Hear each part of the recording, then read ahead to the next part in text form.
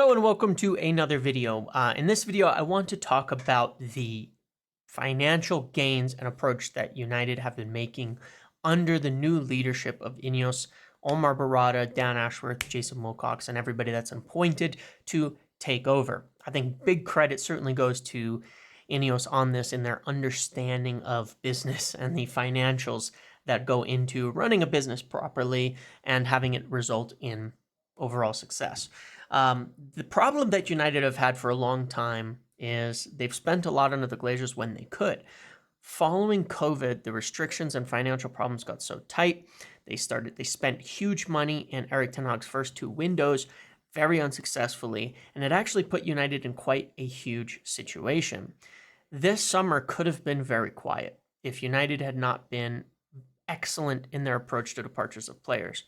The basic concept to think about is that there are a couple of financial limitations. Number one, which United are not in danger of, is the one put by UEFA, which is your overall revenue that you can spend on transfers, agent fees, wages, all of that up to a certain percentage of that revenue.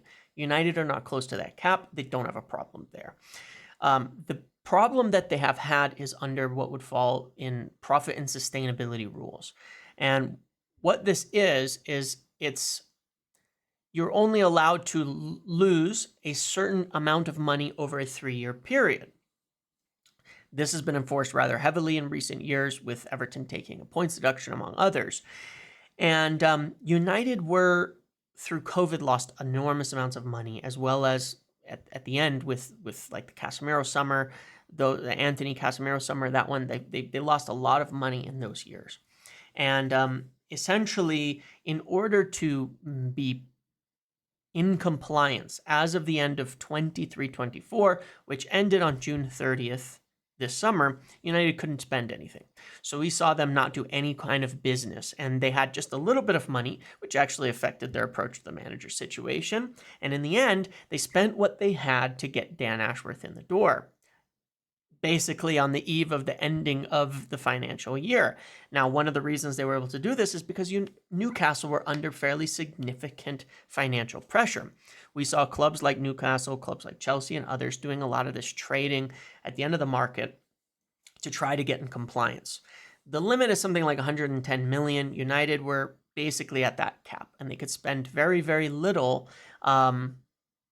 to stay in compliance. All those little savings, the tickets, the things that they did, all mattered. The things that were somewhat unpopular all mattered to help keep United in compliance with these profit and sustainability rules, because it considers all contexts. It considers all contexts, and so United had to do a lot to be in there. Now, these other clubs, when they're selling academy players, the important thing to understand about a sale is you get a sale once. When you buy a player, it counts over 5 years. So they sell a player for 20, buy a player for 20. You gain the 20 now. It only costs you 4 million over 5 years. So in the short term, it helps you get out of it. If you were above that compliance and you do that 3 times, you might gain 50 million in profit, which reduces, say, your losses from 150 down to 100. United didn't have to do that. The risk with that is those 3 players that you purchased, for example, that 15 million in cost per year, 5 times 3, you're covered this year, but you still have it next year. So you need to figure out how to cover it next year.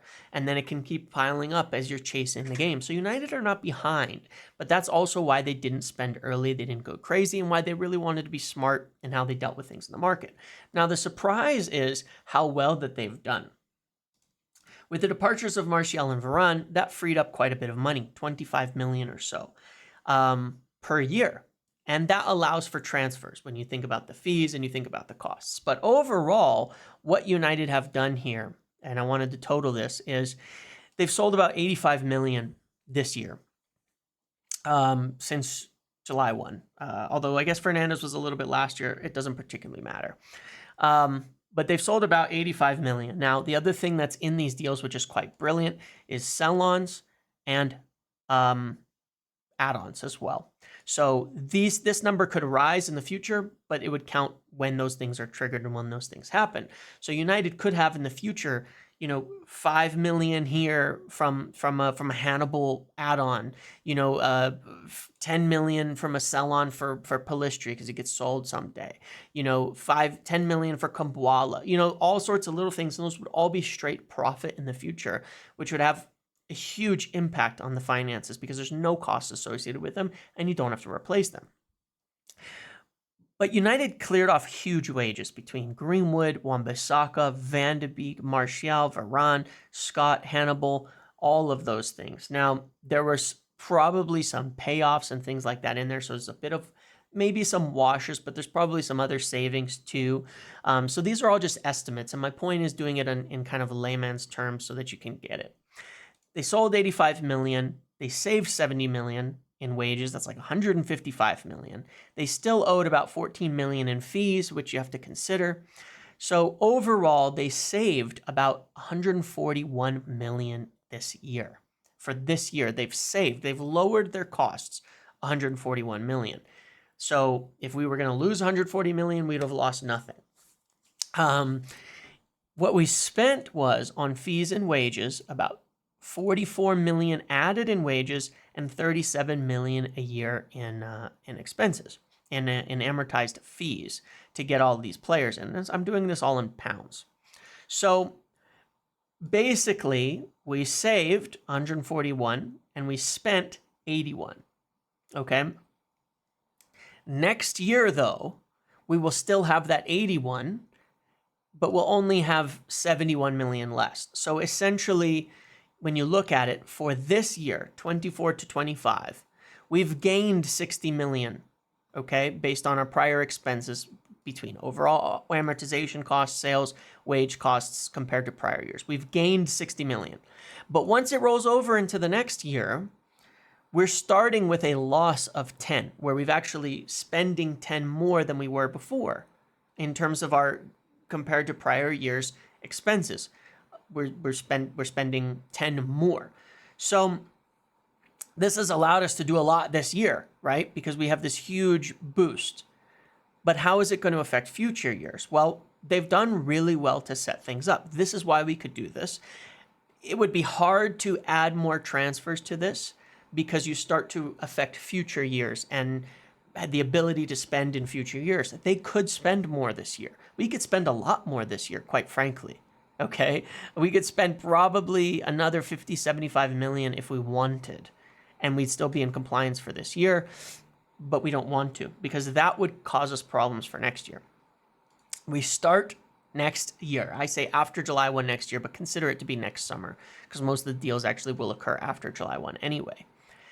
We needed 40 million in order to be compliant, okay, with PSR because we're losing a year where we actually made 40 million in profit when it rolls over into this 3-year average type of thing. Okay. We're losing a 40 million in profit. So we need to make 40. That's why we don't want to spend too much because this 60 that we gained, we need 40 of that.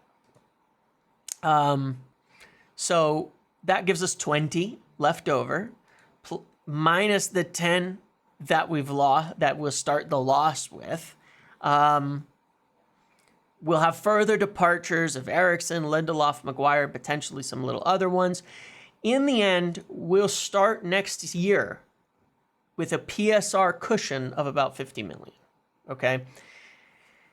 That's good. That means as of right now, we're looking at next year and saying we're not going to be in danger of PSR. We have a 50 million cushion on our losses. However,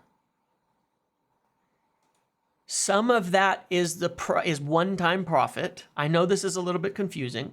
Some of that is one-time profit, and some of it is not. Some of it is profit you're gaining just from cutting wages. So our budget starting next year would be about 125 million.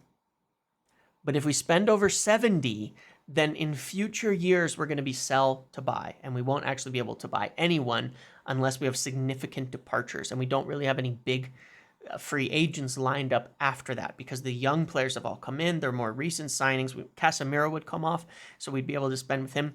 But it would be mostly sell to buy based on all the current calculations, unless we can get Champions League. If we have Champions League, it represents an increase of revenue that relieves that pressure. That would raise our budget to where we could spend closer to 80, 100 million net without being sell to buy in future years, without hamstringing us in future years. And that's why the Champions League and that increased revenue is so important. If we have that kind of revenue increased, then every year we can spend 175 to 100 million, very likely, plus departures of wages and sales. And that gives us a lot to work with every summer. It means we can have very significant summers.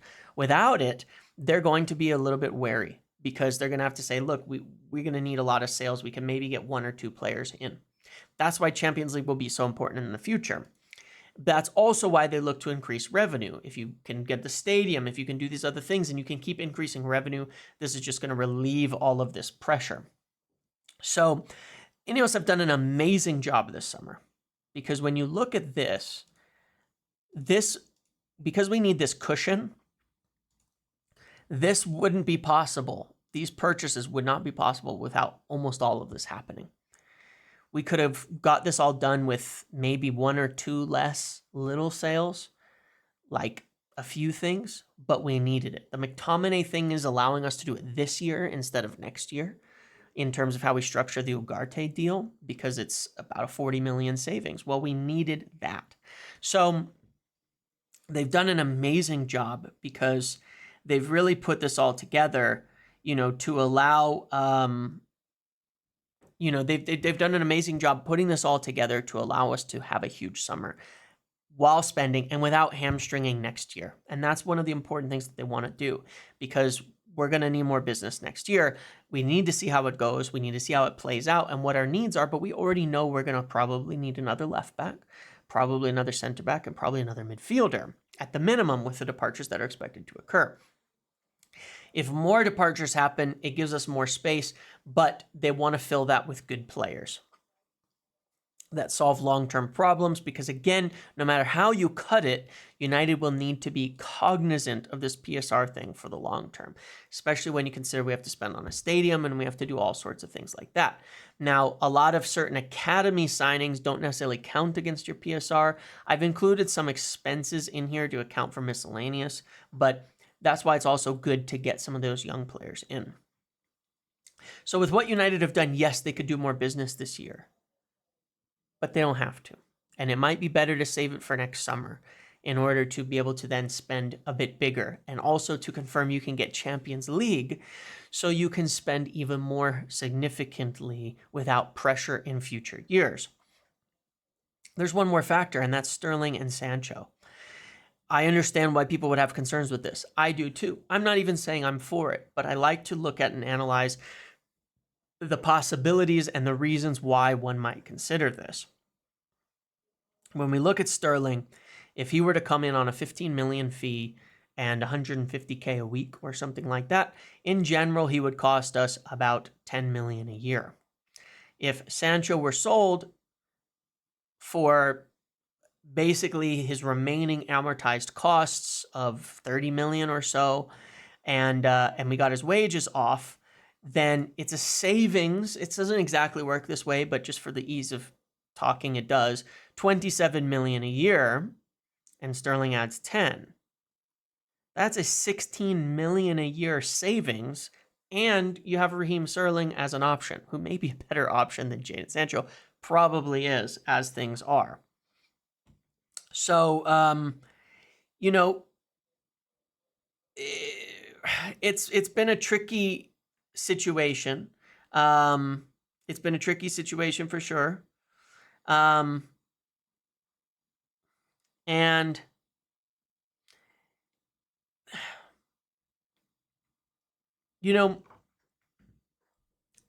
I get why people don't want it, but it gives you a lot more space. That 16 million in savings is not just a one-time thing. It's something that would actually help us over the next couple of years and effectively funds almost another 40 million, 50 million player.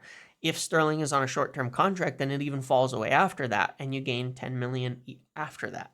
So it has a lot of sense. And when you look at the way that United have been approaching their PSR under Ineos, you can see that Obviously, the ideal would be that you just sell Sancho and you save your 27 million a year right away.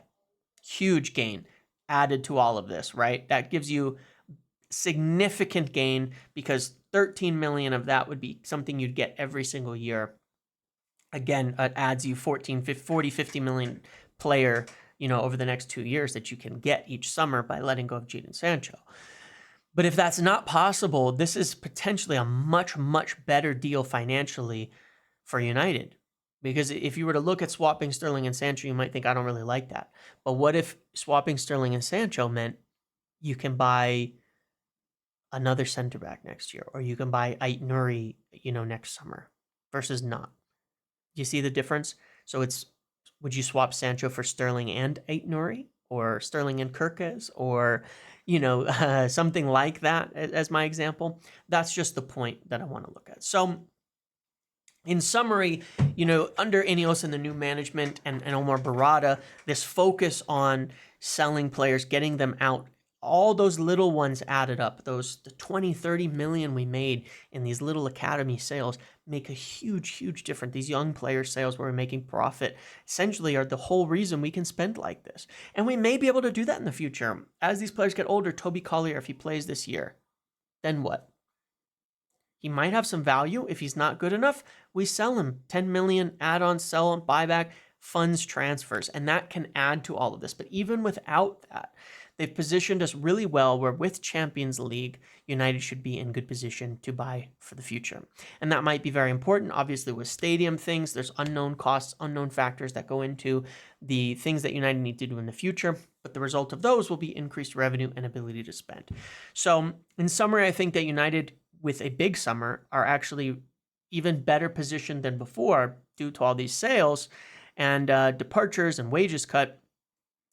And those figures are not all exact. They are estimates. They are looked at as a general figure. It may be a little better, maybe a little worse. But either way, United should not be in this situation in the future. Now, how are they going to say it every year? Budget is a little bit tight, yada, yada, this and that. Maybe, maybe not. Doesn't really matter. But they can do the business that it takes to get United back to the top level and should allow United to become, once again, the financial force that they should be. And as long as we keep buying cleverly, selling cleverly, and not getting older players without resale value, because that's the important part about the ages and profiles that we're getting in there as well, for the most part, all young players where in a couple of years, if it didn't work out, we could shift them without taking a huge loss. United should be in really, really good shape for the future. So I think Ineos have done a brilliant job managing that financially. And at the close of this window, we'll be well set up to do what we need to do to take United forward and progress over the next few years back to competing for titles on all levels. At least from a financial perspective, the steps have been taken. And that's one huge improvement, because you can't win the football these days without having the money to get the players and do the things that need to be done. So that's what I have for this video. I hope it was informative. I hope it was interesting. Thank you for watching. See you later.